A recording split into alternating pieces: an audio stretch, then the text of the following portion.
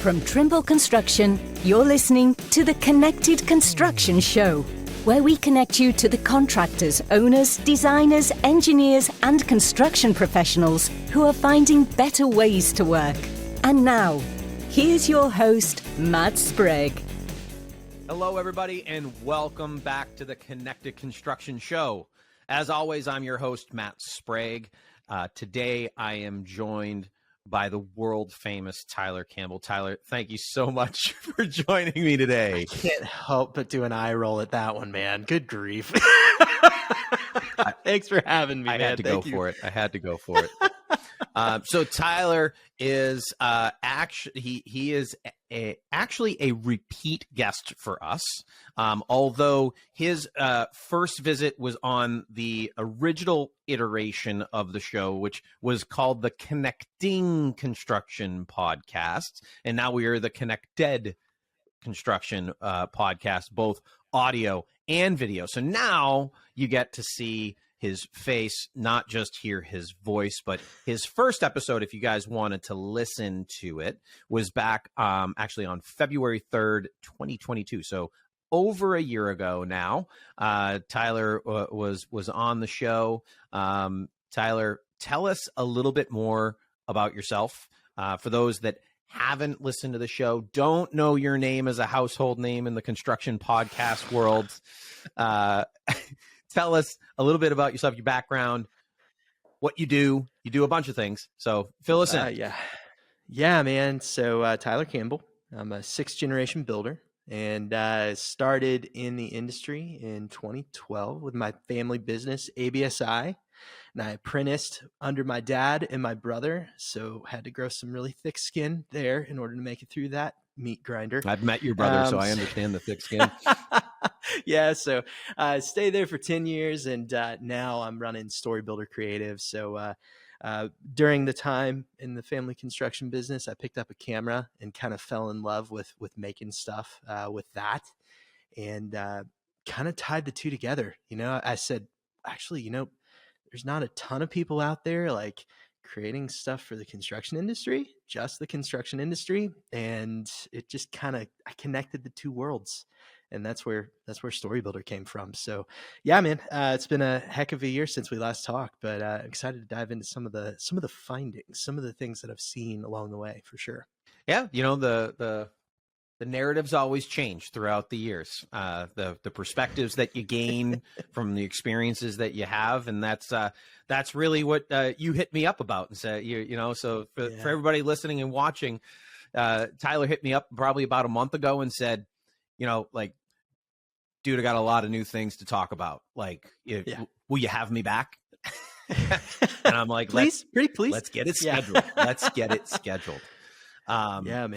So the overarching topic for the day, which was super interesting when Tyler reached out to me, was that better marketing can help solve the labor shortage.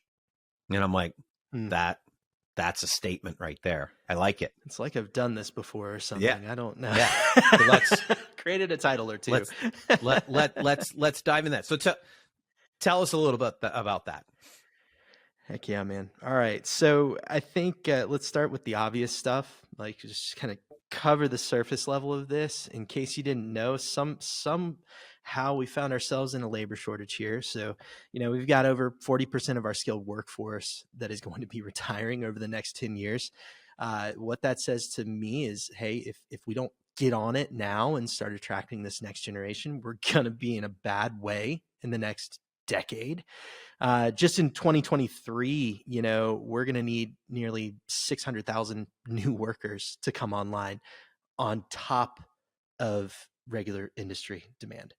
Like, we're not going to get there by hoping and crossing our fingers, guys. Like, we've got to go to work on this problem. And I know there are a lot of people out there doing this work. So I had to kind of look at it from my perspective and say, what can I do though? What can I do? And then with Storybuilder, like the first thing that I started with was like, it's a marketing company. We're going to go help companies, commercial construction companies try to sell more projects and all that stuff. And then it's just like, hold up a second. Like, the reality set in. a lot of the commercial construction projects are multi-million-dollar projects, and digital marketing takes time. So like we could put stuff out online, but I'm going to get fired, man. Like, like we're not going to close any deals. Like this is going to take a long time. So I'm like, oh my gosh. All right. Like I know marketing is good for the industry, and that's where it kind of started to click into place. And I was like, holy cow. Wait, we could use marketing to help fix this labor shortage. Like we can use marketing tactics to help us start advertising to the existing workforce, people that just got laid off from a lot of tech companies, right? Mm-hmm. We can use advertising to maybe draw them into our workforce. We could use advertising to maybe draw the younger generation into our workforce. And so that's kind of the dot connection that has happened over the past year. It's like, all right, listen, we'll do all this branding and we'll be able to make some sales as a result of it. Yes, but the thing that we need right now, we need workers. Bad. We need workers really, really bad. And that's something marketing can help with.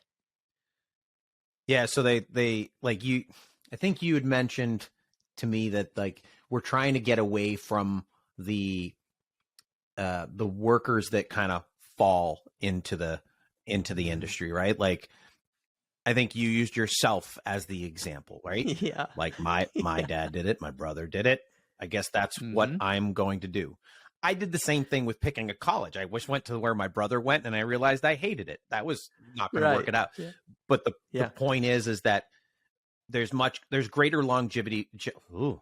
Longevity when you choose it, right? Mm-hmm. So talk about like your experience of falling into the industry and how that relates to really how that has aided into the situation we're in now.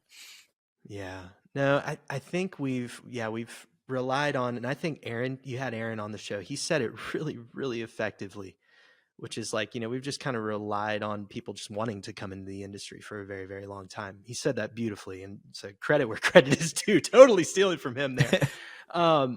I agree with that sentiment. And personally, I've felt that, like I fell into the industry, and quite honestly, man, when I was 18, I was like, I'm not doing what my dad's doing. I'm not doing what my brother's doing. I'm going to go my own way. Lo and behold, when I was 19, I was like, oh crap, I need a job. And that's where it all came to a head, right? Desperate times. So I fell into the industry. And then during that time, that's when I started to fall in love with it. I'm like, oh my gosh, this is just, it's an amazing place to make a life. It's an amazing place to make a career. But you look around the room, like, Matt, did you intentionally go in construction, or did you just kind of feel that too? Did you kind of fall into it? Or are you one of the outliers that chose to go in the industry? No, I fell into it. Yeah. So that seems to be the case for a lot of people. I was talking to Jeff Sample with Contact Crew just a couple days ago, and he was like, hey, yeah, man, I fell into the industry too. Same thing. You look around the room, Eddie, my brother, he fell into the industry. The dude was a history major, for crying out loud, wanted to coach baseball. But guess what? He needed a paycheck. He fell into it. So we have too many people falling into the industry. We need to start building a ramp for them to come into the industry. And what is really good at that? Marketing. Marketing's really good for building a funnel, for bringing people in to the system, right? And I don't know why we've just kind of overlooked it for a very long time. This is something that we can use. It's a system, it's a process that we can use to help us get those workers in place. But the moral of the story is we got to stop having people fall in. We have to start getting them to just walk in the door, right? Can't have them falling anymore. Yeah, and the good news is there are indicators that it's happening, but I think your point is it's not happening fast enough, right? And I think it's just by the nature that there are now areas of study within universities for these type of things. So like a friend of my son's who's going into college next year, he's going in for construction project management. And I out of nowhere, mom and dad aren't involved in construction. And then all of a sudden I hear that he's going to, I can't remember what school it was that he's going to. And I'm like, that's awesome. I haven't seen him yet, but I'm like, I'm so interested. I'd be like, okay, maybe actually like that might actually maybe a really good guest on the show as a Heck yeah, follow-up. man. Like, let's get a couple of these students that are choosing and ask them why. Like, why Yeah. did you choose this? Yeah, I would love to know. I think that's great market research for me, selfishly. Yeah. I need to understand. Maybe the university's more. doing a good job with it. Who knows? Maybe they are. Yeah. So, so how do we fix this problem? Like, so I think you brought up the point of creating an industry funnel. Like, how do we create just like in a sales funnel, how do we start to create a funnel of people who are in actually like qualified interest in coming into this industry? I think, all right, so first step in this process, and I say this with so much love to the people listening, your brand can't look like a dumpster fire with raccoons jumping out of it. And that's honestly what most brands look like in the industry. Now, there are some that do really well, credit where credit is due, but a lot of specialty contractors specifically, their brand can look like a dumpster fire. I'm not even kidding you. I saw a website one time that had a GIF of an Apache helicopter. It had an American Eagle GIF, and it also had an American flag, or sorry, not an American, bald eagle GIF, and then an American flag, all waving in the background. That was their website. Okay. And it had flames in there too. It was a little concerning. Yes, it did. All right. Yes, it had flames. I was a steel fabricator, and I'm like, what did I just stumble into? Yeah. Okay. And you're wondering why people won't want to come work with you. I mean, really. So first step is, let's just make sure that your brand doesn't look like a dumpster fire. Make it look like you actually give a crap.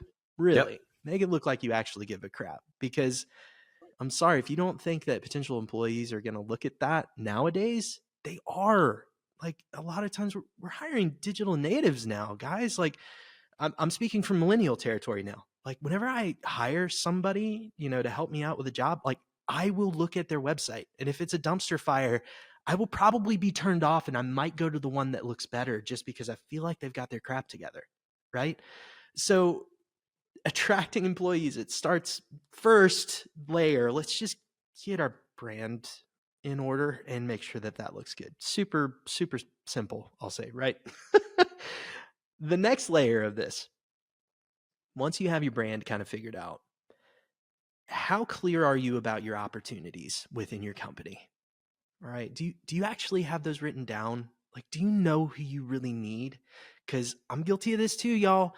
I have a laundry list in my head of, I might need so-and-so, or I might need. No, what you need to do is just take a second, get a piece of paper, write these people down. Who do you need? All right. Who is it in your company that you need? Because you're going to take that list to your existing employees, and you're going to say, hey, guess what, y'all? This is who we need. Do you know of anybody? All right, great. They don't. That's also useful for your next steps too, right? Maybe you need to put a job listing on your website. That's good. Or, hey, this is what I do, and I love this, is we do a photo or video sort of shoot, and then we try to gear advertising collateral to attracting that specific person to applying for a job. And we run campaigns on social in your area, and we try to get that stuff just out there, and so people are aware of you. But you can't do that, and I can't come in and do a video shoot, or we can't put something on your website unless you know what you have, what you need. Be clear about who you need. And I feel like, I don't know if you've seen this, Matt, but it seems like most people just carry that around in their head. It starts with actually knowing what you need and giving that to the rest of your people. Yeah, I feel like it's a learned behavior from historical, like, they've never had a problem having the people in, and they don't have a problem getting business. So, like, why do I have to worry about it? And it's this isn't a unique industry problem. It's across different industries. My wife's in the medical industry, and the practice that she works for is fantastic for the medicine they practice. They struggle running a business.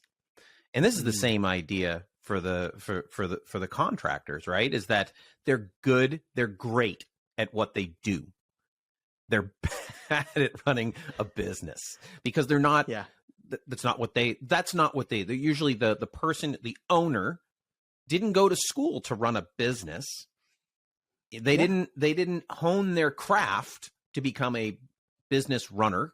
They are what they are good at, right? And they're on cursory, like learning how to do all the other stuff.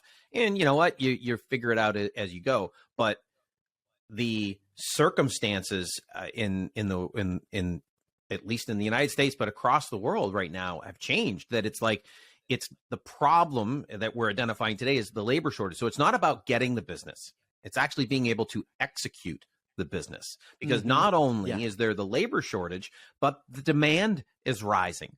The infrastructure, the infrastructure bill is increasing the amount of projects that are out there, and that's not just in the United States. That's across the world. Is that the infrastructure deficit, right? Like we have to scale up our ability to execute on these problems so greatly that you forget about the labor shortage. We could not have a shortage. We have a deficit to be able to increase what's going on. Yeah. No, we gotta get serious about this. Like you said, I mean, the infrastructure bill is gonna require some muscle in order to complete. We have to get serious about this sort of thing. And so, I don't know, like kind of moving forward though, like how do we continue to fix this? Like, so we went through kind of, branding, make sure it's not a dumpster fire. The next one is be clear who you're looking for. Write that down. Be very clear on that. The next one is let's just start your social media channels. All right, let's just get those running. Let's put those out there. Let's make sure things are looking neat and tidy, because again, people that come work for you are looking. They're checking that stuff out. Yep. They want to know what you're up to. And if you don't have anything there, I mean, they might write you off for the person that does. So you got to get serious about that. Videos and photos, man, that's where I live. I love that stuff. So self-serving, I know, but still, it matters. The next side of this is making sure once you've done all that stuff, you got your videos and photos and all that stuff, make sure that your application process is super streamlined. All right. You have to focus in on making this easy for people. Where are they going to go? Where do they go to apply? Like, ask yourself that. Are they going to my website? Am I putting them on Indeed, or am I putting on LinkedIn? Like, we need to know. Yep. Map this process out. And also, your employees need to know. Your employees have friends. Where can your employees send their friends to apply for a job that's right for them? If your employees don't know, you've got people slipping through your fingers. Get serious about making that super, super easy and concise. And I promise you won't regret it. It's gonna make your life easier. Yep. Do you have more to your list? Go. No. I might be jumping topics here. So if you have more right. to your list, you're good. finish it off. You're good. All right. So I would say too, and I've heard this recently, and I thought this was applicable when it comes to referrals. All right. When it comes to getting employee referrals, I want you to go to your A team first. All right. A team first, because A team has a tendency to refer more A team players. Makes sense. B team has a tendency to refer C players. They have this crab mentality, which if you research this is basically, one crab could get out of the pot, but since they're all in there in a mess, they keep undermining that other person's, so they keep dragging each other down. So those B players have a tendency to refer people that are less competent so that they look better. All right. Funny thing is, once you get to the C players and you get referrals from them, they're a scattered mess. So you could get B or A players. It doesn't matter. All of that to say, let's start with your A team. Let's look at your A team. Let's see if we can get referrals from them for people that can come into your organization. All right. Because you've got to stand out. You've got somebody that's in the back of your mind that's like, no, Tommy or June over there. She's great. She's awesome. She knows somebody. Yep. Let's get more people like her because she's killing it. Right. So make sure that you're recruiting from your A team. And I feel like that's an overlooked thing. I don't know about you, man, but like these are just reminders for people. This isn't groundbreaking information, I know, but these are reminders for people, because I'm so guilty of forgetting this myself. And I think it's worth just jogging people's memories that you've got a great talent pool already. Let's use them. Let's leverage them to find more people and help get them online in the industry. So in this scenario where there is an assumed demand or funnel, right? We've got a bunch of people that want to work in the industry. And now it's like, how do you get the best and fill in the roles that you need? But let's go up above that and say, and I think that is what you're saying, is that we also have to address the demand. Like, how do we get more people actually looking for jobs in the industry? And I guess like when, in terms of like, at what age should we really be talking to, and where? All right, so I've been hearing a lot of buzz about TikTok. I don't know about you, and whether you're worried about Chinese interference and all that, whatever. I don't know. I'm not here to talk about that. All right? I'm not an expert on that. I hear a lot of people complaining about how, I say complaining or dissing TikTok, saying, well, there are only like 14-year-old girls on TikTok. I mean, how in the heck can I build a business around that? Like, why would I even bother? Why? You know? Okay. So what you're saying is that those 14-year-old girls have no value for your business maybe later down the road. Or like, I mean, really, that's what you're saying. They are the leaders of tomorrow. All right. We know this. Yep. Like the 14-year-old guys and 14-year-old girls that are hanging out on TikTok or YouTube Shorts or Instagram or whatever. I think we need to get serious about making content for them, so they can see how cool the industry is. We need to spark their interest early. Yep. What we're doing is we're planting seeds for tomorrow. We're planting seeds that later. We have 40% retiring over the next 10 years. Math tells me that those 14-year-olds, they're going to be coming online in the next 10 years. How can we fix this problem? We need to start approaching the younger generation. Yep. So there's a skilled gap that we're trying to attract great people now, of course, but we also can't forget that we need to try to attract the people for tomorrow too. If you want a business that lasts for 50 years, get serious about that. You have to consider it. That's your workforce of tomorrow. Start communicating with them now. Yeah. I feel like this is also like needs to be addressed by like the different associations as well. Right. So like it can't like, I agree. Yeah. The pooling the resources and that type of stuff. So like one small, contractor in the middle of whatever state, like can only do so much. But I feel like AGC or any of the associations that are associated with construction should be focusing resources on this. And they are. And I'm not saying that they aren't, but I think a lot of the way that we're approaching it is still based in going to the school and talking to the kids there, and that's fine. But their attention is on their phone, y'all. Their attention is on their phone. Like, let's not forget this. Like they follow people on TikTok and Instagram and all that stuff. They get excited about stuff from their phone.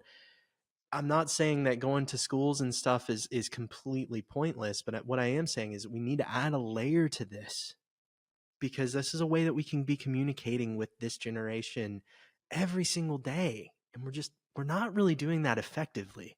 We're not really producing content at scale to show the industry off and tell these kids that this is a great place to come make a career, make a life. You don't have to go to college to be successful in this industry. You just don't. You could go into the trades and then go start your own business one day. But also, if you want to go to college and then go into something in the construction industry, that's possible too. They're just options galore. You want to be in tech? You can be in tech. You want to be boots on the ground, putting stuff together? You can do that. There's just so much stuff that we can do. And we've got to show them. We have to help them visualize themselves in those roles. That's one of the only ways that we're going to be able to overcome this issue. Yeah. So I just started reading a book. It's called Shop Class's Soulcraft. And I haven't heard of that. I'll make sure I message that one to you as well. This was recommended to me. And I just like, I'm still in like I've just finished the introduction in chapter 1, but immediately I'm like, oh, and it just talked about how those people that are craftsmen or craftswomen, the amount of pride they get in seeing what they've done in the real world, and how I think the juxtaposition against what they're calling like knowledge workers, which by the way, I'm a knowledge worker. But I take the jumps to say, hey, my knowledge work is helping build something. So therefore, when I know the things that I was involved in that were utilized to build something, I get some pride out of it. And that's kind of the point of it. Right. And it's trying to get that across to that value across to the younger generations, that you know what, you don't, reality is, and I have a son who's starting to look at colleges. Maybe I'm not ruling out the fact that, well, he's not really someone who works with his hands, so he probably is going to college because he needs to be a knowledge worker, but like, let's not rule that out, right? Like, let's think about, forget about just the construction industry, but just like mechanics, same labor shortage that's happening. All of these things around being a craftsman or craftswoman and having pride in what you're creating, I think is huge, something to tap into. We talked, I heard you guys talk about this a couple weeks ago, where you're talking about, driving down the road and being like, hey, I built that. No, like, I lived that. I was that kid in the car with my dad, and he would point and he'd be like, I did that one, and I did that one, and I did this and this and this and this and this. And like, he'd be pointing everywhere. And now I'm that guy. I'll drive down the road with my kids and I'll be like, hey, yeah, you see that hospital? Yeah, I did that. It's like, I'm still freaking really proud of all the stuff that I built before I started up Storybuilder. Like, crazy proud of that. And I just, I don't know, man. I just want other kids to experience, other people to experience. It's so fulfilling. My kids get so annoyed. There's one, there's an office building that got converted from a grocery store, and we probably drive by it 3 times a year for sporting events and stuff like that. And like now, before we even get to it, they're like, we know you helped lay the foundation to that. Yeah. Exactly. It's you're a broken record, Dad. No, I think that's so fulfilling. But and there's another layer of this that I think that it needs to be talked about. All right. So we've gone through kind of like some of the ways to fix it from a marketing level, but I don't want to forget about the people level of this. The other layer is that, okay, we get people through the funnel, they're coming online, they're in the industry, and now we're losing them left and right. Or you're sitting here going like, great, Tyler, awesome. We market them. We market, everybody comes in, and then they leave us immediately. So great. Good job, buddy. Wonderful, wonderful work. Listen, I didn't say that marketing was going to fix the entire thing. All right. There's a layer to this that we have to be better at treating our people well. Like we've got to get better at that. There are too many people that come into this industry and it will chew you up and spit you out. That's kind of the reality of being in contracting. And so the next phase, the next layer of this is that we've got to get more serious about just making sure that the industry is the most encouraging and the best place to work, truly the best place to work, truly with the best possible people, with people that are passionate about taking care of each other and for safety and all of these different things. I've watched people come into the industry personally, firsthand. I've watched them get harassed, and that's just garbage. And that's just standard practice, unfortunately, on this job sites. And I feel like it's because we don't stick up for each other too. right? We join in and, we become the hyenas, laughing at everybody. That's a problem. Mm-hmm. So we need to, we can fix your marketing issue, but let's not forget that this is also a people issue. All right. I can't help you retain them. That is on the people on the job site. That's up to the leadership. We got to get dang serious about making amazing teams, supporting those teams. And if anybody crosses a line, they're gone. Yep. They're gone because they don't deserve a place in this industry. They don't deserve a seat at this table. I'm sorry. Like, that's how we make the industry better. So we got to get those people out of here. You get the ethics straight, and you don't budge from it whatsoever, because you do have to hit a hard line, right? And just because you're having to change ingrained behavior, and a lot of people, they're not bad people.